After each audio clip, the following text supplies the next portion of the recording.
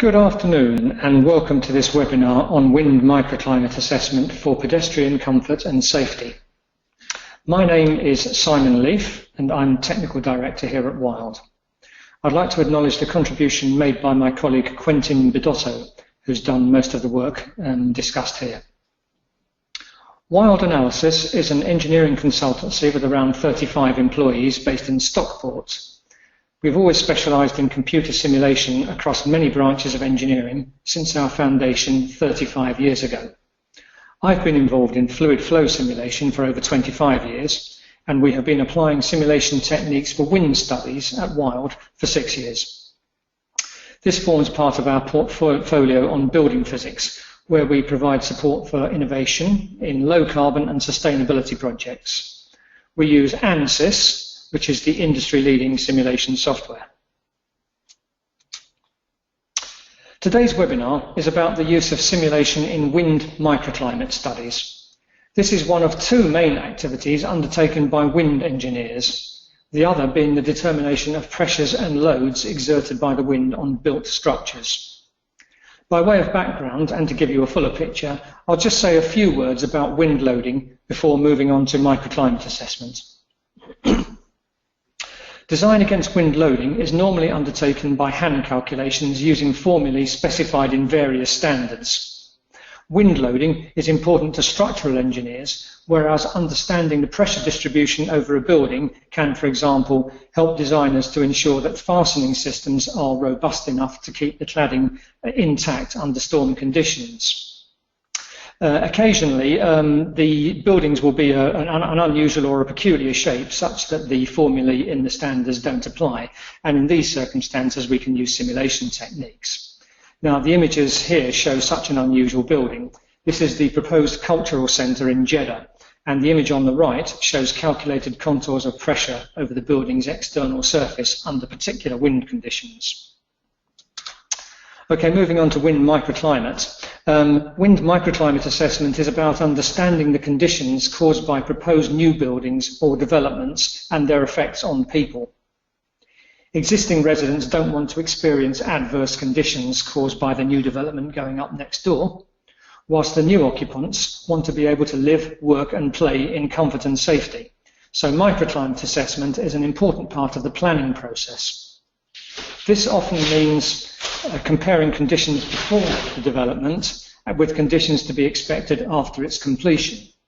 This sometimes involves proposing and evaluating mitigation measures to deal with identified problem areas. So wind engineers are often called upon in the formative stage of a development when significant changes can still be made, such as altering layout, revising gaps between buildings, introducing canopies, or specifying landscaping and planting schemes. For microclimate studies, three approaches are typically adopted: desk studies, wind tunnel tests, or computer-based simulation. We will briefly cover desk studies before moving on to look at simulation. We'll consider its pros and cons compared to wind tunnel testing, and we'll touch briefly on how it's done and who should do it, and then we'll show a few examples. At an early stage in the design development, experience-based wind microclimate assessments can provide useful guidance to design development by identifying key areas of potential impact on ground-level wind conditions and suggest the likely extent of any mitigation schemes that might be required. Depending on particular requirements of planning authorities, this level of wind assessment is often good enough to obtain outline planning permission for large-scale developments. Increasingly, however, detailed industry-standard wind modelling studies are required to quantify the extent and severity of effects at ground level. This allows evaluation against accepted safety and comfort criteria to support detailed planning applications. Wind tunnel testing of scale models is generally accepted in the scientific and engineering community. Results have been proved to be representative of real-world conditions when flow scaling laws are properly applied and when the modelling correctly accounts for the features of the atmosphere, the surrounding terrain and buildings. Over recent years, Flow simulation by computational fluid dynamics, or CFD as it's known, has been validated as a suitable tool for wind engineering studies of many kinds. Like wind tunnel testing, computer simulation involves constructing a 3D representation of the development and its surroundings, simulating the effects of wind from different directions and evaluating results.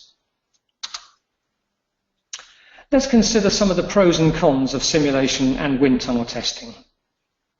Simulation offers faster turnaround times, particularly when the process is automated, and advantage can be taken of architects' own computer models. We'll say more about this later. On the other hand, 3D printing, a recent innovation, offers potential for reducing the time taken to produce physical scale models for wind tunnel testing. Even so, good-sized wind tunnels are in pretty short supply, so you may have to join a queue for access to these facilities. In most cases, the price of simulation is about the same or lower than wind tunnel tests. Whether or not this is well-founded, simulation is sometimes regarded with suspicion. Some people put more trust in physical tests, adopting the view that seeing is believing. However, in both scale model testing and computer simulation, the fidelity of the results is more down to the skill and experience of the practitioner. Similar issues arise in both methods: how to ensure the right representation of the atmospheric boundary condition, appropriate treatment of terrain roughness, what level of detail to include, the required extent of the model, representation of fluctuations, and so on. Simulation typically assumes steady wind conditions and makes an allowance for gusting, but this can be explicitly represented if required. One major advantage of simulation is that information is available at every point and not just at pre-selected measurement locations, so you get a complete picture. Spot measurements can't give nearly as much quantitative detail. A related benefit is that results can be presented graphically in a variety of different ways, such as streamlined plots to show the 3D flow patterns, pressure contours on surfaces, or velocity contours on cutting planes that you can put where you want. More to the point, you can decide what you want to show after you've done the simulations, whereas in physical tests, you have to decide in advance where to take velocity measurements or what to video in your tracer tests. So simulation gives you the flexibility to probe results to get a fuller understanding of what is happening and why. This kind of insight can be really helpful in identifying the sort of mitigation measures that might be best when problems are identified. In the simulation model, alterations can be made quickly and remodeling done immediately. Physical models require more time and effort for adjustments, especially if the design changes occur later down the line when the wind tunnel is booked for other projects. On the other hand, one spin-off benefit of wind tunnel testing is that the physical scale models can, in some circumstances, be retained for demonstration purposes. Because computer simulation provides full detail and the models can be retrieved and reused immediately, it is easy to link up with other models or provide data for other purposes. For example, the pressure distribution over the building surfaces might be used for the evaluation of proposed cladding systems. To take another example, a zoom-in model of a particular building can easily be created and calculated flow patterns imposed around it so that we can understand how external flow conditions might impact on ventilation. We'll now consider what's involved in a wind microclimate assessment for pedestrian comfort and safety. Now, we all know that in reality, the wind is continuously changing in both strength and direction. We can't possibly evaluate every conceivable combination. This means that establishing whether wind conditions will be problematic is essentially a statistical judgment. We are forced to consider the likelihood of experiencing a sustained wind speed above a certain level at a given location. These considerations have been codified into a set of criteria that are widely accepted as fit for purpose in the planning process. These are the so-called Lawson criteria, after Professor Tom Lawson, who undertook extensive research in this area at Bristol University. The Lawson criteria are shown in this slide here. To see how they work, let's assume the architect wants to put an entrance in a particular location. The activity column then tells us that he will be assessing this location against comfort criterion E in the left-hand column. The wind engineer will determine wind speed at this specific location for various combinations of speed and direction of the approaching wind, then weight these results according to the likelihood of these approach conditions. If the results show that the wind speed here has less than a 4% probability of exceeding 3.35 meters a second, take a look at the right-hand column, then this is an acceptable location for the entrance. If, on the other hand, the local wind speed exceeds this speed for more than 4% of the time, then it still might be tolerable, provided that there is not more than a 6% probability that it exceeds 5.6 meters a second, see the unacceptable column. In these circumstances, this would be deemed an unacceptable location for the entrance. We would either have to relocate it, consider mitigation measures, or convince the planning authority by recourse to other overriding arguments that the proposed location is necessary. Similar, more stringent, but actually simpler, criteria are defined for the evaluation of safety. I'll now give a brief overview of what's involved in a wind microclimate evaluation. At Wild, we follow published best practice guidelines and have developed our own rules for dealing with items that aren't covered in those guidelines. The model must be constructed to include the proposed development or its site in the current condition, the surrounding buildings, the features of the surrounding and underlying landscape, any significant nearby vegetation that might act as a windbreak. We typically obtain a 3D CAD representation of the development from the architect's massing model.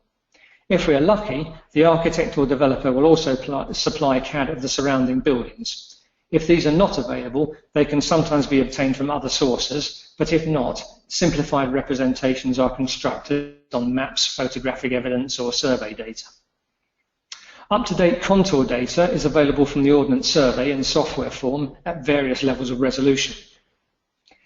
Vegetation is typically represented by blocks with a given value of porosity so that they allow airflow through them but put up a degree of resistance to that flow. There is no industry standard for the specification of wind conditions for microclimate assessment. However, a suitable approach is suggested by the building codes. These specify various factors that modify a site-specific reference value and provide rules for obtaining it. This requires careful analysis of long-term wind statistics that need to be purposely acquired from nearby land-based meteorological stations. The translation of these data to the proposed site involves application of sophisticated industry-standard wind models of the atmospheric boundary layer. This provides frequency distributions of wind speed and direction for the site. This frequency information is important because the Lawson criteria are based on probabilities. Obviously, the wind climate varies from place to place. Perhaps less obviously, the terrain in the wind approach direction has an influence on the variation of wind speed with height above the ground. Speeds close to the ground are significantly affected, and since this is where the pedestrians are, it's important to get this right. We undertake a terrain analysis to help establish correct approach flow conditions. Terrain roughness values for use in simulation are specified in standards for generic types of ground coverage. Processing of the wind data from meteorological sites, together with terrain analysis, allow us to generate a wind regime for the target site that includes not only site-specific wind speed and direction statistics, but also specifications for the variation of wind speed and turbulence with height above the ground. This information is required for defining inlet conditions in wind modelling studies. When assessing the suitability of the locations within and around the studied development, a contour plot is produced for both comfort and safety. This is basically a map indicating regions where the appropriate categories are satisfied, bearing in mind that if the criterion for a particular category is satisfied, then all criteria for less stringent categories are automatically satisfied. So, for example, a location that's suitable for sitting, category F, is automatically suitable for entrances, category E, standing, D, walking, C, and so on. This way, we can see at a glance where, for example, it would be inappropriate to site entrances or locate benches. The contour plot for safety might only show where it is deemed unsafe for everybody, including the disabled, as in the illustration in the picture here. This would be appropriate for public spaces. Alternatively, just as with the comfort plot, we can show regions that satisfy the two different safety categories, hence distinguish regions that are only safe for the able-bodied, as well as those that are safe for all. This might be more appropriate, say, in a loading bay with access restricted to trade vehicles. Contour plots, such as those just shown, sometimes highlight problem areas. Canyons between tall buildings that are aligned with the prevailing wind, higher level balconies and rooftop gardens are typical culprits. Depending on location and intended usage, mitigation measures might include banks, screens, tall hedges or trees. Simulation allows us rapidly to incorporate such features into our model and rerun simulations to evaluate their effectiveness. We'll now show a few examples of past projects. The first is a hospital in Brighton. This was located on the edge of town on the South Downs in hilly terrain and included a roof garden. This is a development in East London and is part of the Olympic Legacy Communities Scheme. The tallest local building height was around 125 metres and there's relatively open land to the north. Fish Island is a nearby site in East London. This was a comparison study which aimed to evaluate the impact of a new scheme on the existing wind conditions within and around the site. So wind microclimate assessments were carried out for both the existing and the proposed conditions. Results were compared at several discrete points within and around the site. As well as evaluation against the Lawson criteria, wind flow streamlines were produced in order to have a better understanding of the flow patterns. You can clearly see the complex 3D recirculation patterns and funneling effects, as well as the overall flow in the direction of the approaching wind. This was a proposed high-rise development in central Coventry. Again, it was a comparison study to evaluate the impact of a new scheme on the existing wind conditions within and around the site. Okay, we've seen what's involved in wind microclimate assessment using computer simulation. It should be apparent that this is actually a specialist activity requiring both understanding of wind engineering principles and sophisticated CFD software. This is not really the skill set expected of architects or developers or planners, and so it is usual to contract these studies out to consultants. We would recommend early engagement with your consultant because, firstly, it takes time to develop the model, secure the necessary input data, run through multiple wind conditions, and do the statistical weighting of the results to generate contour plots of Lawson criteria. Secondly, architects' models are changing incrementally, and each modification, if significant, as well as requiring a model update, may require rerunning a complete set of wind conditions. Thirdly, the final planning submission often requires evaluation of mitigation measures. Specifying measures to be evaluated may involve an iterative discussion with the architects. Then evaluation of mitigation measures implies changes to the model and a complete set of reruns. Costs and timescales can be managed and compressed by following a few guidelines. Be clear about whether the study is to assess impact, hence whether it will require comparison with current conditions, or just evaluation of conditions when the development is built. Get a common understanding about when model revisions are likely to be available. Allow time to discuss and evaluate mitigation measures. This will mean a second round of simulations after the first lot is evaluated. Liaise early with the consultant over CAD data. We can work with many CAD formats, but some tend to be more problematic than others, and this is a frequent cause of delays. Provide an appropriate level of detail in the CAD. Massing models are usually okay. The later into the project we get, typically the more detail is included in models. Internal detail is irrelevant. Small details such as door handles and window sills have no discernible effect on external flow, but if included, run times are unacceptably long. Extraneous detail makes for large file sizes and adds to the time spent removing it. So again, early liaison can save a lot of unnecessary effort. Discuss the timeline and planning submission milestones with the consultant well in advance and make sure that the timeline is realistic. Well, that just about wraps it up. If you're viewing this webinar on our website and have any questions or comments, please do feel free to call us on 0161 474 7479 or drop us an email to info@wildanalysis.co.uk. Details are on the screen. We look forward to hearing from you and we hope to working with you. So with that, I'll say goodbye and thanks for listening.